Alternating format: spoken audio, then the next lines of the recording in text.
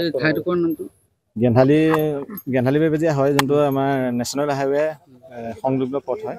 কিয় এইদৰে পথটো পৰি থাকিব লগা অৱস্থা হৈছে? পথটো পৰি থাকিবৰ মূল কাৰণটো হৈছে আমাৰ ইয়াত যিটো কোম্পানীটো বহিছে, এই কোম্পানীটোৰ যিটো মানে গাড়ী আহিব লাগে, যিটো মানে বুজন পৰিমাণৰ গাড়ী লোট লৈ পেলাই গাড়ী আহে, টেংকাৰ আহে, ডাঙৰ ডাঙৰ টেংকাৰ আহে, প্ৰায় ধৰক 25ৰ পৰা 30 টন, যিটো ধৰক ৰাস্তাৰ ক্ষমতাটো আছে ধৰক 15 টন, তাত 25ৰ পৰা 30 টন যদি যায়, মানে এখন নহয়, এদিন আহিছে তেতিয়া বেলেগ কথা, কিন্তু ডেইলি মানে 15ৰ পৰা 10খন গাড়ী তেনেকৈ 25ৰ পৰা 30 টনৰ ৱেটৰ গাড়ী আহে। গাড়ী আহি পেলাই এতিয়া মানে পুখুৰী সদৃশ, এইটো ৰাস্তা, মানুহেতো ৰাস্তা বুলি ক'বলৈ মানে চিন্তাই কৰে, এইটো পুখুৰী বুলিহে কয় মানুহে।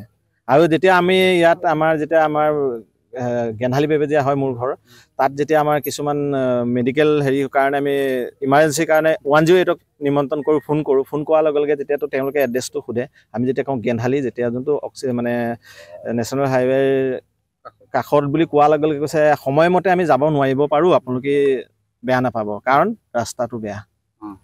সেই ধৰণৰ মানে যেতিয়া বাৰ্তা হেৰি দিয়ে, তেনেকৈ সময়মতে 108 নাহা বহুত মৃত্যু হৈছে, 2-4জন মৃত্যু হোৱাও আমাৰ চকুত আছে বা আমি নিজে দেখিছোঁ। আমাৰ আমি লোক নিৰ্মাণ বিভাগক অভিযোগ দিছোঁ। অভিযোগ দিয়াৰ লগে লগে তেওঁলোকে আমাৰ যোনটো ইয়াত কোম্পানীটো বহিছে, কোম্পানীটোৰ কথা কয়। কোম্পানীটোৱে যেতিয়া যাওঁ, কোম্পানীক কওঁ, তেতিয়া কয় লোক নিৰ্মাণ বিভাগক কয়, মানে দুইটা ইজনে সিজনক ঠেলিয়া গোটেই কৰি আমি এতিয়া ৰাইজে যিহেতু ভুগিব আছে।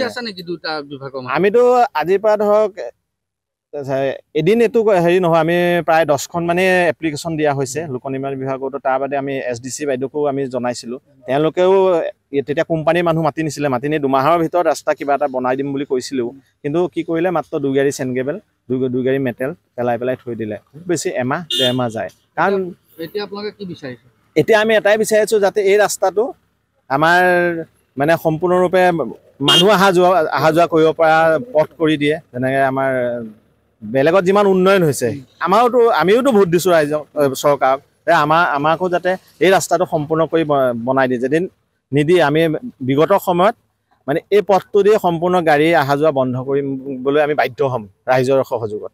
কি ক'ব, এইদৰে ৰাস্তাটো আপুনি বিধ্বস্ত ৰূপত কৰি আছে? হয়, এইটো আজিৰ ঘটনা নহয়, অতদিনে আমি কৈ আহিছোঁ আৰু কৈ যাম যেতিয়ালৈকে ইয়াৰ উচিত সুফল পোৱা নাযায়। ছাত্ৰ সন্থাই ইয়াৰ আগতেও কৈছিলোঁ, চাওক এই ৰাষ্ট্ৰীয় ঘাইপথটিৰ লগতে যি বহুকেইখন ৰাজহ গাঁও সম্পৃক্ত কৰে এই ৰাজপথটো, এই পথটোক অতি দিনৰ পৰা ৰাইজে দুৰ্ভোগ ভুগি আহিছে। বিশেষকৈ বাৰিষা দিনেই হওক, খৰালি কালত ট্ৰেক্টৰৰ আৰু ডাম্পাৰৰ দৌৰাত্মক, আৰু বাৰিষা কালত যিসমূহ তেওঁলোকৰ কোম্পানীসমূহৰ পৰা গাড়ী আহে অৰ্হনিশে দিনে 7ৰ পৰা 10খন, 10ৰ পৰা কোনোবা দিনা 15খন, 15ৰ পৰা 20খন গাড়ী তেওঁলোকে যায়। বহন ক্ষমতা যদি ৰাস্তাটোৰ থাকে 10ৰ পৰা 15 টন, তেওঁলোকে গাড়ীসমূহ নিয়ে 20ৰ পৰা 25 টন গাড়ী। তেওঁলোকক বাৰম্বাৰ আমি কোম্পানী কৰ্তৃপক্ষক কৈ আহিছোঁ, লোক নিৰ্মাণ বিভাগৰ যিসমূহ বিষয় আছে তেওঁলোকক কৈ আছোঁ, কিন্তু তেওঁলোকৰ সাদৃশ্যাৰ অভাৱ। ইটোৱে সিটোৰ পিঠিলৈ ঠেলে, সিটোৱে ইটোৰ পিঠিলৈ ঠেলে।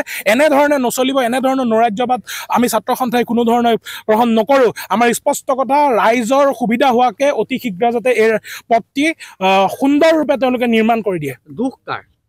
দুখ দুইটা বিভাগৰে। লোক নিৰ্মাণ বিভাগ বুলি এটা বিভাগ আছে, তেওঁলোকে সদিচ্ছাৰ অভাৱ, তেওঁলোকৰ বিষয়ে চাবলৈ নাহে। অকল AC ৰুমত, শীততাপ নিয়ন্ত্ৰিত ৰুমত বহি থাকিলেইতো নহ'ব, ৰাইজৰ দুৰ্দশা চাব লাগে। এইখন চৰকাৰৰ দিনত উন্নয়নৰ ঢাক ঢোল বজোৱা এইখন চৰকাৰৰ দিনত চৰকাৰলৈও আমাৰ স্পষ্ট দাবী, তেওঁলোকক এই দাঁতিকাষৰীয়া ৰাইজে কি ভোট দিয়া নাছিল নেকি আপোনালোকক? এই দাঁতিকাষৰীয়া ৰাইজৰ কি দুখ আৰু মৰ্মবেদনা নাই নেকি? তেওঁলোকে অতি শীঘ্ৰে ইয়াৰ যোনজন স্থানীয় বিধায়ক তেওঁলোকক কৈছোঁ, অতি শীঘ্ৰে ইয়াৰ ওপৰত বিহিত ব্যৱস্থা গ্ৰহণ কৰক, আৰু কোম্পানী কৰ্তৃপক্ষ ইয়াৰ ওপৰত বিহিত ব্যৱস্থা গ্ৰহণ কৰক।